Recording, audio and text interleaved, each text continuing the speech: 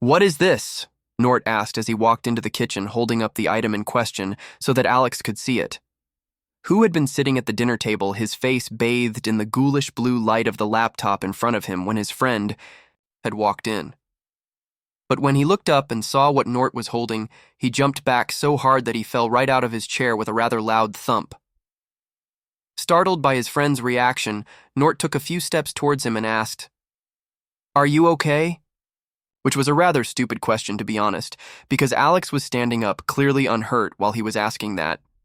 Once Alex was back on his feet, he pointed at the thing Nort was holding and said, clearly agitated, "First of all, where did you even find that?" Confused, Nort answered, "In the attic." Which only further agitated Alex as he nearly shouted, "We had one of those?" Confused, Nort simply answered, "It seems so, yes, but what exactly is it?" "Satan's apprentice," Alex answered, with a seriousness that made it clear to Nort that his friend was not joking. But that didn't make what he had said any easier to believe, so Nort pointed at the thing he was still holding up and asked, "This is Satan's apprentice?" Somewhat expecting his friend to start laughing before saying something along the lines of, "Nah, just messing with ya." But that's not what happened. Instead, Alex simply looked him straight in the eyes and said yes, in the same serious tone as before. Confused, Nort took another look at the strange, big-eared, armless and legless furball in his hand to check if he had missed something. However, he couldn't find anything that would explain why his friend called it Satan's apprentice. So he looked at his friend and asked, "Are you sure it looks like a plushie or toy to me?" "That's what it wants you to think," Alex said, sounding just like a conspiracy theorist from one of those old movies they had watched together. Which of course only made what he had said sound even more ridiculous than it already was, to the point that Nort couldn't help but ask himself if his friend hadn't gone a bit crazy. Unfortunately, his friend was way too good at reading him to not notice this, causing him to let out a long sigh of disappointment before he said, "Fine, I guess you have to see it to believe it. Come take a seat and then I will show you the true nature of what you found." Like he was a horror movie narrator. As weird as his friend's behavior was, Nort decided to just play along because this seemed to be the only way to get some answers. So he sat down at the head of the dinner table while Alex got some old batteries from the fabricator, which took a while probably because it had to create such old tech. But once it was done, Alex grabbed the batteries, put them into the toy, and then placed it at the other end of the table. He then looked Nort straight into the eyes and asked, "Ready?" Like they were about to do something that even he would call dangerous. Nort simply nodded, still unable to understand why his friend was acting like this. "You sure? Like really, really, really sure?" Alex asked, maybe hoping his friend would change his mind. But at this point, Nort just wanted to get this over with. So he said, "Yes, I'm sure, just get on with it." Alex simply sighed and shook his head in response, before finally activating the thing. However, despite being switched on, the thing remained utterly motionless, causing Nort to blurt out, "Is it broken?" And only for the thing to start rocking its body back and forth as soon as he had said that, almost as if it had heard him, before it then began to sing with its eyes still closed. He wouldn't call it good singing thanks to the poor quality of the old speakers the thing probably used, not helped by the rather audible whirring sounds the inner mechanism that allowed it to move made. But despite that, it was still kinda cute, in the same way the singing of a small child sometimes was, but still cute. Making Nort wonder even more why his human friend had reacted to this, in his eyes, harmless thing so extremely. He knew, however, that just wondering about it wouldn't get him any answers, so he turned to Alex and asked, "Alex, why did you call this thing Satan's apprentice?" But the only answer he got was a simple "see for yourself," followed by a nod towards the thing. Slightly confused, Nort returned his attention to the thing, only to find that it had stopped singing without him noticing, and had opened its eyes to stare directly into his. Normally, something like that wouldn't scare Nort. After all, it was an old toy, so it was rather possible that it was simply broken or had some sort of malfunction. However, it became clear rather quickly that the thing was still working, because when Nort moved his head, the thing's eyes followed his, so that as long as he remained in the thing's field of view, or he didn't turn around, its dull, lifeless eyes were always staring directly into his soul, and that just creeped him out. But as soon as he felt that way, As if it had felt it, the thing began to laugh. At first, it was a high-pitched giggle, perfectly fitting its appearance, but quickly became ever lower-pitched until it had transformed into what Nort could only describe as a demonic cackle, before it then said in the same demonic pitch, "Let the dark harvest begin."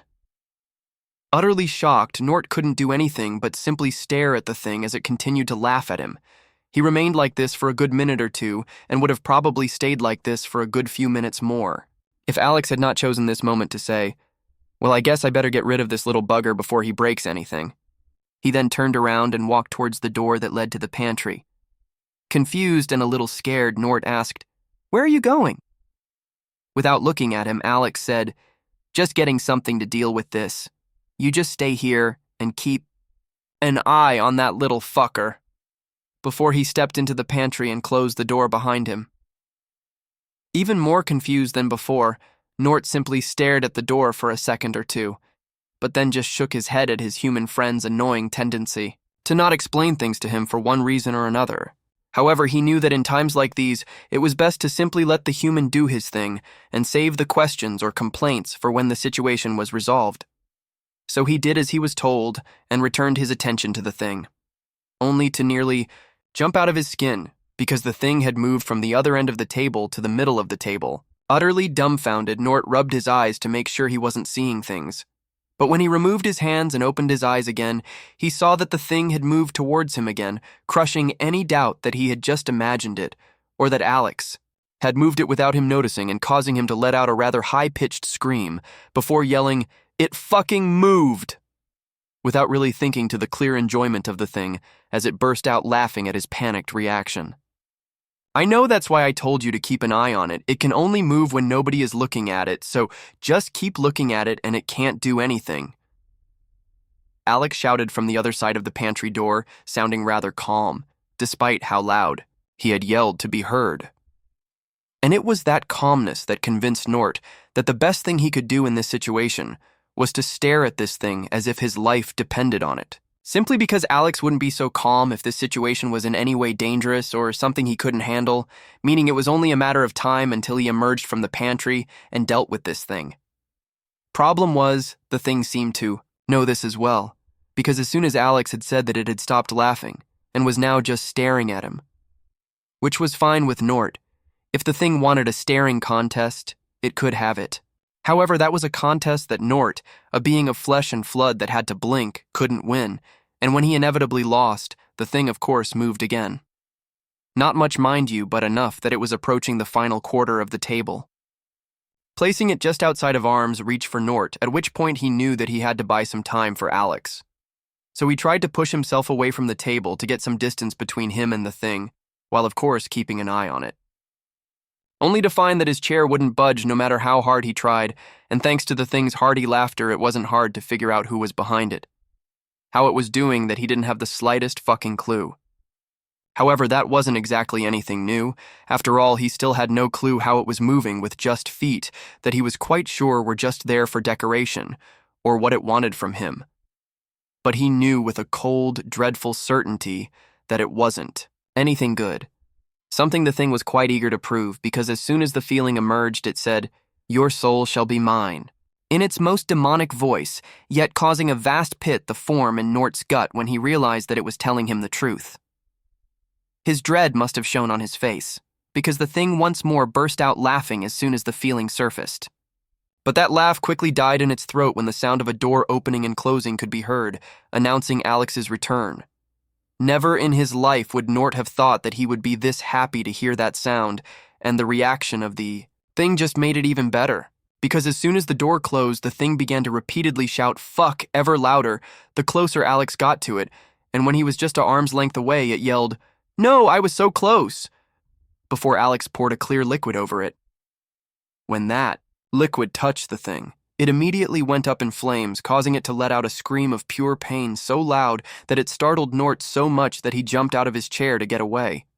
Meanwhile, Alex just stood his ground, held out a wooden cross, and repeatedly yelled, "The power of Christ compels you," which actually seemed to make the flames recoil in fear, but also made them grow ever taller. And when they were around a Meter tall, they somehow formed into the rough shape of a thin human with two small horns on its head, and then it leapt at Alex, who, completely unfazed, just splashed some more of the clear liquid at the flames, causing them to recoil back with a howl of pain. Then he thrust his arm forward so that the cross was right in front of the face of the flame thing while repeating, "The power of Christ compels you," like it was a mantra, causing the flame thing to recoil once more, but not without trying to slab the cross out of Alex's hands, only get splashed by more of the liquid. This clearly angered the flame thing, leading it to point a crooked finger at him and scream, "Your mother sucks cocks in hell," at him. But Alex only smiled and said, "Good tell her I said hi," before he then pulled out another bottle full of a clear liquid and poured all of it over the flame thing's head. The flame thing then let out a howl of pain so guttural that Nort questioned if something alive could produce such a sound, and the flames shrank until they were seemingly literally inside the thing that had started all of this, but still spilling out of its mouth, eyes, and ears. "Get back," Alex said as he dragged Nort a good 2 meters away from the thing, before it exploded with an audible kaboom and of course with the accompanying Hollywood-style fireball leaving nothing but ash behind. Ah, shit, probably shouldn't have done that while it was still on the table. "Oh well, can probably still fix it," Alex said absent-mindedly, causing Nort to just stare at him for a good few seconds before shouting, "What was that?" Clearly confused, Alex asked, "What was what?" which just dumbfounded Nort until he remembered that Alex was a human and that they were kinda new to the galaxy, so they had a habit of just accepting things without questioning them. So he just took a deep breath before saying, "Alex, please, just explain to me what that thing was because I have no clue what just happened," which seemed to confuse Alex, causing him to ask, "You never had to deal with a demon before?" In response, Nort kinda just stared at him open-mouthed for a few seconds before he managed to ask, "That was a demon?" Shrugging, Alex said, "At least. That's what they call themselves, and with how much they go on about how they're gonna steal your soul, the name kinda just stuck. But as far as I know, they never managed to pull it off, though they tried really hard. I mean, there are thousands of videos online of them trying and failing utterly to take somebody's soul, even when folks offered their souls to them. So most people started to treat them like pests, mostly because of the damage they cause, but besides that, they are harmless." Following that explanation, Nort was about to let out a sigh of relief until he remembered that humans didn't have access to the galactic net, so instead he asked, "Alex, did any of those videos feature any, well, aliens?" Confused, Alex answered, "No, we are not part of the Galactic Union, remember? And even if we were, we are so far out in uncharted nowhere for most that barely any aliens find their way here." It was at that point that Nort got a really bad feeling about this, so he asked while telling himself that it couldn't possibly be that bad, "Okay, so theoretically, and I know that you probably don't know, but just humor me, what would happen if somebody got their soul stolen by one of these demons?" Slightly confused, Alex simply once more shrugged before he said, "Depends on if they are like the demons from our mythology or not. If they are, then the person who got their soul stolen would essentially become the demon's slave, because the demon contractually owns them now, and because of that they can't really go against them, though that hasn't stopped people from trying to get out of the contract or sabotaging their master's plans. But the demon could also possess them, because in some stories, a body without a soul is just an empty husk waiting for something like a ghost or demon to slip inside." "Why do you ask?" To any other person, the casualness with which Alex delivered this explanation would have seemed odd to say the least, but to Nort it was rather normal. After all, he had lived long enough among humans to know that they had a tendency to just well get used to shit like this. The best example of this were the humans that willingly lived on death worlds, that not even the most desperate species would colonize, where even in the cities they had to shake out their shoes to make sure no spider had crawled into them.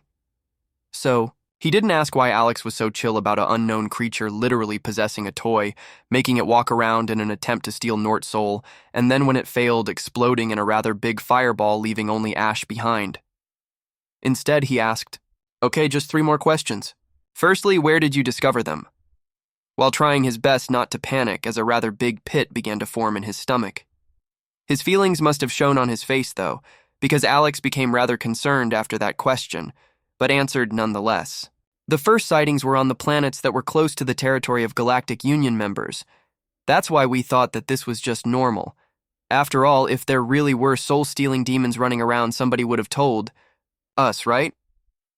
Nort didn't really know what to say to that, so he just said, "All right, lastly, do you have something that can detect these demons, and can I borrow it?" Visibly confused, Alex answered, Yes and sure. But why are you asking that, and are you all right, buddy? You looking kinda pale there." Putting on his best fake smile, Nort simply said, "Oh yeah, I'm fine, and I just wanted to check out a hunch of mine, that's all." One that he really hoped he was wrong about. Enjoy another amazing story. Play sound to begin recording audio. This is the research system of the 3rd Expeditionary Fleet of the Garden Solar System Alliance of Races, or JSRS, for short. This recording is made as research protocol and evidence. The following will provide context. This information is classified under Level 5 security, so its distribution to unqualified personnel will be punishable by capital punishment. Voice log, entry number 1. Year 1780 in the JSRS calendar, we are on our way to our neighboring system, which was named Milky Way, thanks to a golden disk with writings from some unknown race on an as-yet unidentified element. Our mission is to find, make contact with, and if possible, establish a relationship with the species that created the disk. It's a fairly long journey, 4.37 light-years away, and we are in the 2nd year of our journey. All personnel not essential to the ship's operation are under cryogenic sleep awaiting arrival at our destination, including myself. However, about 5 cycles ago, I was awakened by a communications officer upon receiving an unencrypted distress signal in the vicinity about 15 light days away. Investigations revealed something surprising. The message was in, as far as I could understand, 15 different languages, but none similar were found on the disk. Under protocol, I remained the highest-ranking officer and gave the order to head toward the distress signal. End of entry. Voice log, entry number 2. Contact was successful. A ship approximately 20 units long was found adrift. Scans showed that the ship overloaded its engine during a jump. Inside the ship, 32 individuals from 8 different species were found alive. Initial contact was complicated by the impossibility of communication. Their first reaction was what seemed like terror when we entered their ship in protective suits. We peculiarly share similar life systems, so when we removed our masks, they were relieved and ran toward us as if we were saviors. This behavior strikes me as quite odd. We docked the ship in its hangar and proceeded to keep a record of each individual and try to understand their language. End of entry. Voice log, entry number 3. Nearly 22 rotations have passed since we rescued the Xenos, and through our investigation, we were able to discover that most of them are individuals without special designations, 2 scientists and 1 of a protective nature.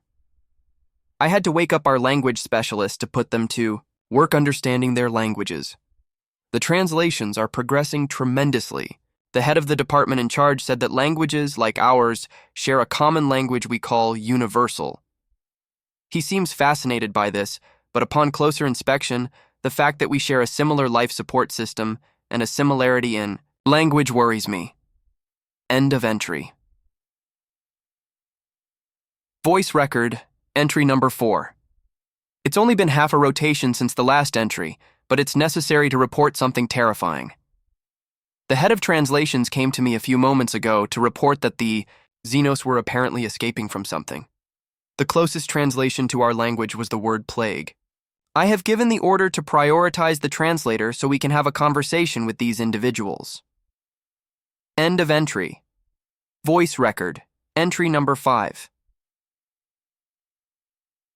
Rotation since the last entry, and today I woke up to the news that the translator has been completed and is working efficiently in testing. Later today, I scheduled an interview with one of the rescued Xenos to understand more about this so-called plague. End of entry. Voice log, entry number 6. I'm about to enter the room where one of the Xenos is waiting for me. A watery blue individual, his skin seemingly covered in some kind of natural slime that keeps it lubricated, walks on two of his four limbs, using the other two to handle and manipulate objects. His height is just a little taller than average, with two crystal-like sockets on his head through which he looks and a mouth that divides into four types of pincers through which he eats and articulates to speak. According to reports, he is the so-called guardian of the rescued ship. I proceed to enter the room and find him standing facing my direction. Please, head of translation, turn on the translator. The sound of a beep echoes in the room. Hello, I'm Fleet Supervisor Axidal, and I'm here to schedule an interview. So you're the one in charge? Yes. May I know your designation? My what? Let's see. What's your job? I've been told you're a kind of guardian on the ship. Are you talking about my job? Well, I'm what's called an escort. There's someone of my own species. He's a diplomat, or was one. Honestly, after that, I don't know if we still fit in. So, could you explain what happened? I don't see why not. I'm surprised you have no knowledge of what happened. Excuse me, we're not from your galaxy. We came from a nearby one for research purposes, plus. Another galaxy? Damn, that means confining them to our galaxy could wipe them out. Who are they? No time to explain. The subject stands up and begins to act erratically. Stop. Calm down. Officers, restrain him. The beep sounds again as 3 agents enter and subdue him. Well, that leaves us with more questions than answers, but from what we were able to salvage among the rescued Xenos, we might find someone whose designation will be more useful to us. End of entry. Voice log, entry number 7. The beep sounds in the room. Forgive me for the rudeness, but given what happened with your escort, I have no choice but to tie you to that chair until we're finished. Don't worry, I would have done the same. I apologize for my companion's behavior. I hope you understand that we're in a crisis within the Federation Council. I couldn't put myself in their position because we don't know the problems they face in this galaxy.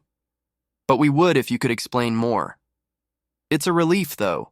This ship is part of the Shak Principality, of which I am an ambassador. It's not designed to jump into hyperspace without a designated route. Even so, their ship is much larger than our research vessel. We're too eccentric about size, the bigger the better. I don't understand, but let's get back to the point. Who are they? Come on, don't be so strict, but anyway, let's talk about it. If we're talking about the crisis itself, when they attacked, it was less than 20 days ago. It all begins, as usual, with the discovery of a new species. Most of us didn't care at all, but those hairless apes saw an opportunity. They thought they might be edible since they were similar to a species they raised on their home planet for food. So this species is them? No, it's what happened next. These monkeys set up farms and began distributing them among their own kind. It became a sensation and a success, according to them. But it had to be screwed. I don't know what the situation is like in the rest of the galaxy, but where we come from, it was atrocious. The tied-up Xeno began to sweat and shudder, causing his body to tremble. Are you okay? Yes. Where was I? Oh, yes. We were celebrating. A cultural event on a planet 43 light days from here. Everything was going perfectly until something changed in them. First it was 1, then 2, then 4, and so on. Those monkeys knew it because their armed forces arrived and tried to contain everyone there. They condemned them. What do you mean by that? Did these people use lethal force against unnamed individuals? I don't know. A group approached us to get us off the planet. I refused without an explanation. They gave it to me, damn it. How could something like this possibly happen? That snowy species contained a parasite that made these monkeys go wild, bringing out their predatory side. They saw us as their prey. They ate us alive, tore off our limbs, and to top it all off, they were unstoppable. Did you know these monkeys are really resilient?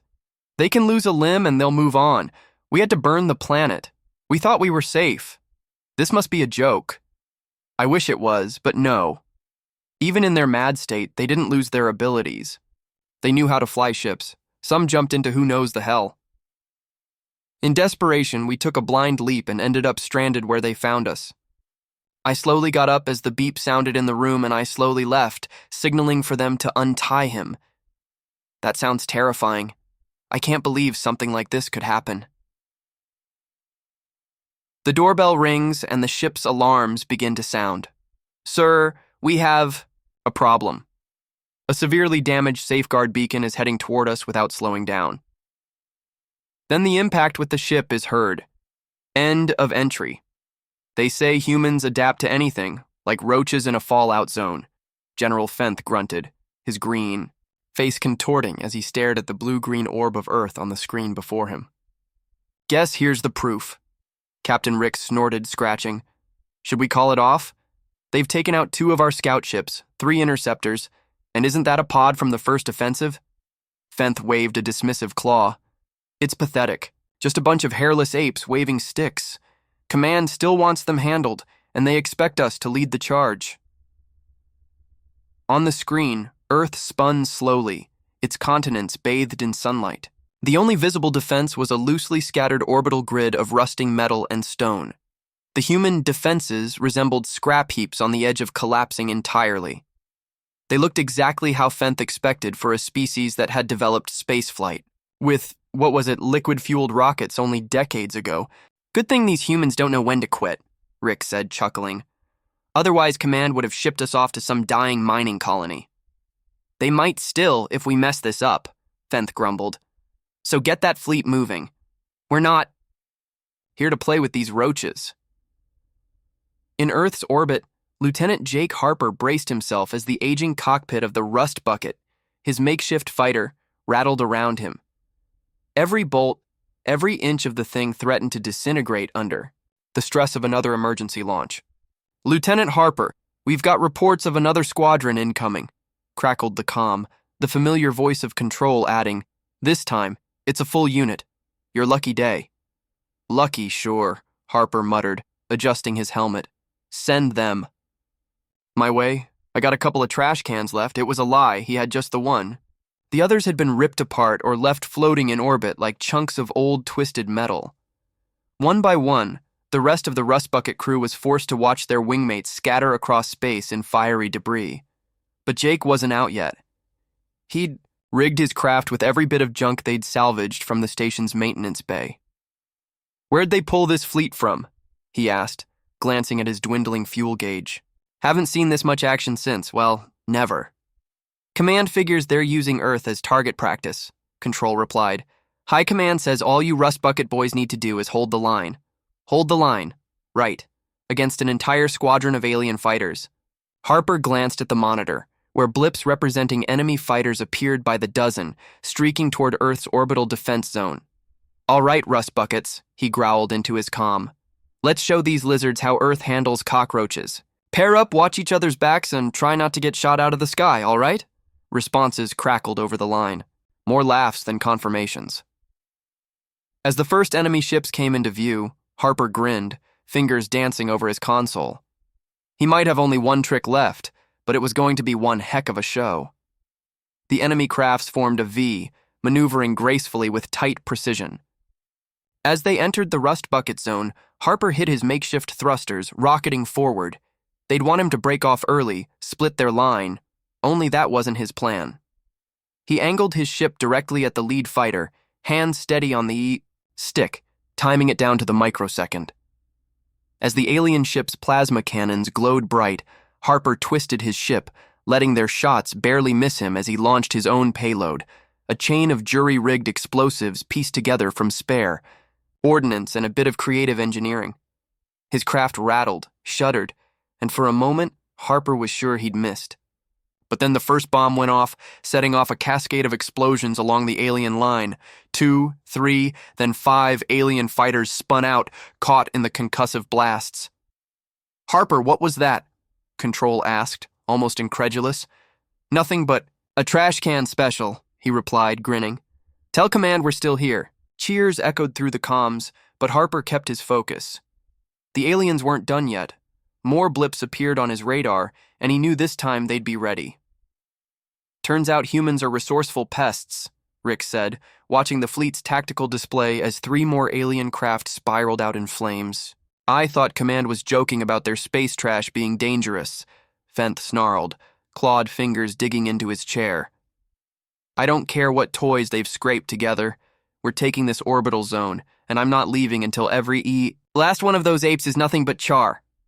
He pressed a button, opening a channel to the lead ships. Deploy the hunter drones.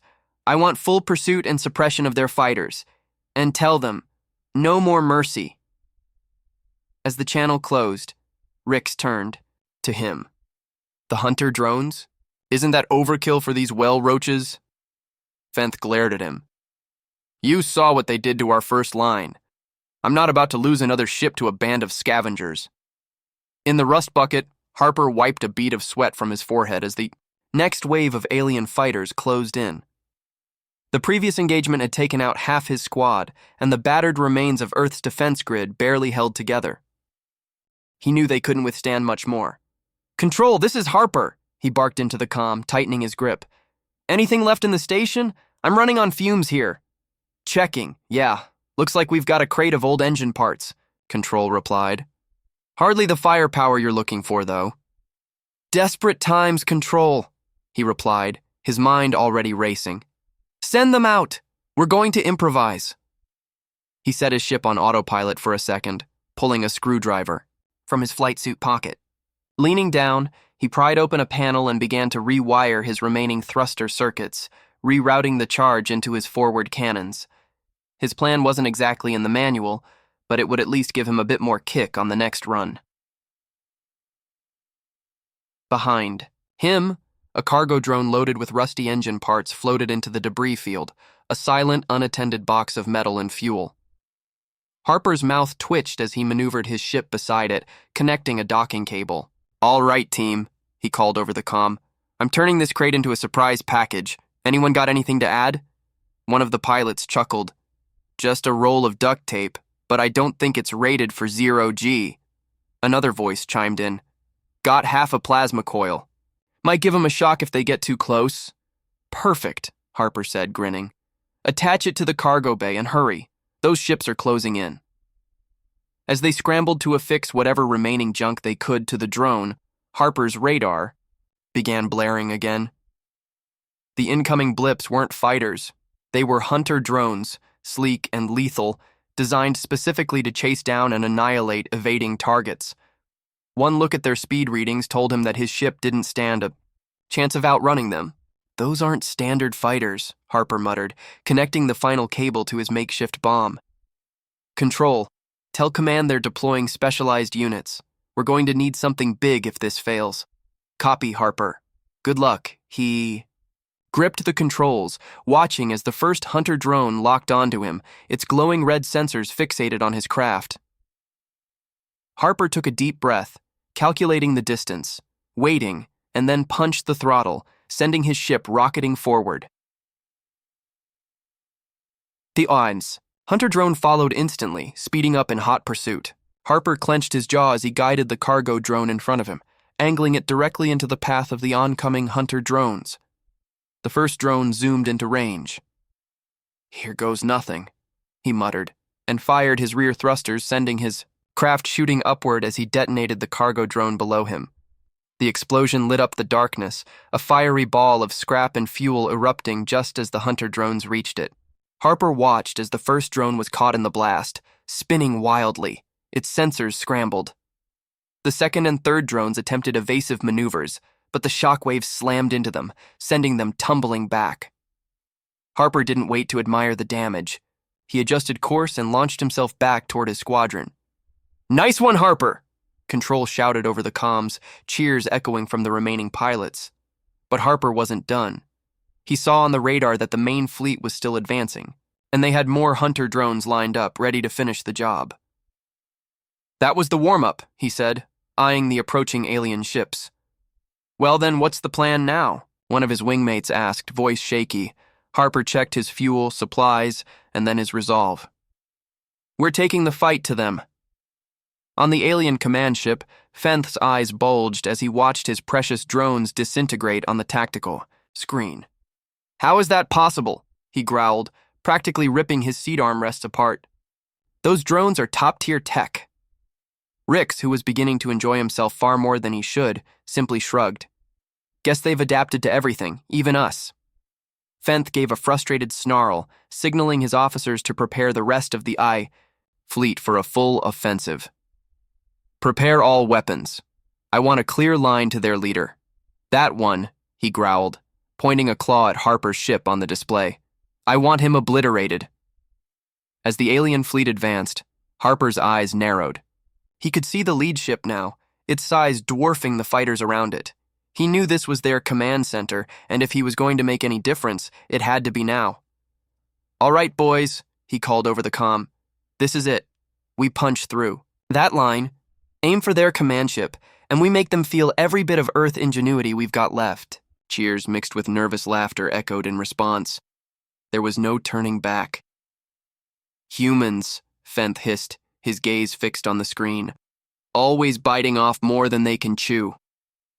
He watched as Harper's ragtag squadron, barely held together by bits of metal and stubbornness, broke through the last line of alien fighters. Earth's defense grid, depleted but still spinning, created a barrier around them, blocking any retreat. For Fenth, it was laughable. These humans had cornered themselves. Ready all weapons, he ordered, his mouth curling into a sinister grin. We'll finish them in one volley. Inside the cockpit of his rust bucket, Harper adjusted his flight helmet, taking a final look at his readings. Every system was in the red, and his fuel gauge flashed an ominous warning. But the target loomed ahead. The alien command ship, a floating fortress encased in glinting armor. He knew they had seconds, maybe less, to make this work. All right, rust buckets, this is it, Harper said. They're going to unload everything they've got on us. Keep your focus, aim for their weak spots, and remember, if you're still flying, you're still in the fight. His wingmates responded with a mix of nervous laughter and a few shaky affirmations. Behind them, the last scraps of Earth's orbital defenses glinted in the starlight, the debris field that once protected Earth now a chaotic mess of twisted metal and drifting fragments. Harper watched as the alien command ship's gun ports began to glow, their energy charging up. He keyed his comm one last time. Control, any last words from command? Control's voice crackled back, a little more subdued. Just this, Harper. You're making history. Give 'em hell. He grinned. That I can do. The alien cannons fired, beams of energy cutting through space like lances of white-hot fury. Harper's thrusters roared as he yanked his rust bucket into a barrel roll, narrowly avoiding the first volley. Around him, his squadron followed suit, ducking and weaving as the enemy unleashed a storm of plasma and laser fire. Move! Move! Harper shouted, pulling his ship up hard, then diving again as another energy blast streaked past. The alien command ship's guns rotated, trying to lock onto his unpredictable maneuvers. Got a weak spot at the port thruster, Harper, shouted one of his wingmates, Gregson, in excitement. If we can hit it, might throw them off balance. Harper's eyes darted to the spot. The port thruster was well guarded, but it was an opening, one they couldn't afford to ignore. All right, Gregson, you're on me. The rest of you, keep them busy. Gregson swung in close behind him, the two ships weaving a tight formation as they made a break for the command ship's vulnerable thruster. More alien fighters swarmed to intercept, and the others in Harper's squadron sprang into action, blasting and dodging the alien counterfire, their desperate energy as fierce as the rust bucket's flimsy construction. Harper locked his eyes on the target, his hands steady on the controls as they closed in. Gregson, on 3, we break formation. I'll distract them. Take the shot as soon as you get an opening. Roger that, boss, Gregson replied. They counted down, Harper's focus razor-sharp, timing every move to split-second precision. At the last moment, he swerved hard to the left, his ship grazing the edge of the thruster's firing arc. Alien. Guns snapped to track him, and in the chaos, Gregson took his shot. The plasma blast slammed into the command ship's thruster, a perfect hit. Sparks erupted as the entire port side of the command ship buckled, throwing it off course. Inside the eye, Alien Command Center, Fenth staggered as the ship rocked violently. "What happened?" he roared, gripping his chair as alarms blared throughout the bridge. "Human fighters breached the defense line. They've damaged our port thruster," one of his officers shouted. Fenth's face twisted in rage. "Divert all power to stabilizers and keep firing!" On the Rust Bucket's comm, Harper's laugh crackled. "Nice shot, Gregson. They're wobbling." "Yeah, but they're not out yet," Gregson replied. "What's next?" Harper's grin faded as he assessed the situation. The command ship was reeling, but it was far from beaten. "All right, listen up. We hit them where it hurts, hard. I've got one last trick up my sleeve. Just need a little help to get there." The squadron fell into formation, covering Harper as he maneuvered around to the belly of the command ship. The main reactor was down there, nestled deep, but it was their best shot at a knockout. One by one, his wingmen peeled off to engage the remaining alien fighters, covering him as he went in alone. His battered ship groaned under the strain, every system flashing critical, but Harper pressed on. "This is for Earth," he whispered, pulling up the last missile he'd saved, his one and only chance. He closed in, just as the alien ship's guns locked onto him. Plasma fire erupted around him, and he swerved, dodging by inches. Finally, he aimed his craft at the reactor core, fingers hovering over the trigger. "Harper, you're not going to make it out!" Control's voice cut in, frantic. "That's the idea. Control," he said, the faintest smile on his lips. "For Earth." With a deep breath, he hit the button, releasing the missile straight into the reactor. Just as it launched, he pulled his ejection handle, rocketing out of his cockpit and into the dark void of space. Behind him, the command ship's reactor went up in a blinding explosion, shockwaves ripping through the alien vessel, flames and debris scattered as the mighty ship fractured, pieces spiraling out, vanishing into the black. The Rust Buckets cheered over the comms as the alien fleet panicked, disoriented by the loss of their leader. Some tried to regroup, but without their command structure, they had no hope against Earth's scrappy fighters. Harper floated, watching as the remains of the alien fleet disbanded, their assault shattered. He chuckled, barely able to breathe, as the adrenaline finally wore off. "Not bad for a bunch of apes, huh?" Control's voice, choked with relief, filled his helmet. "Harper, you madman, you did it. Earth owes you one."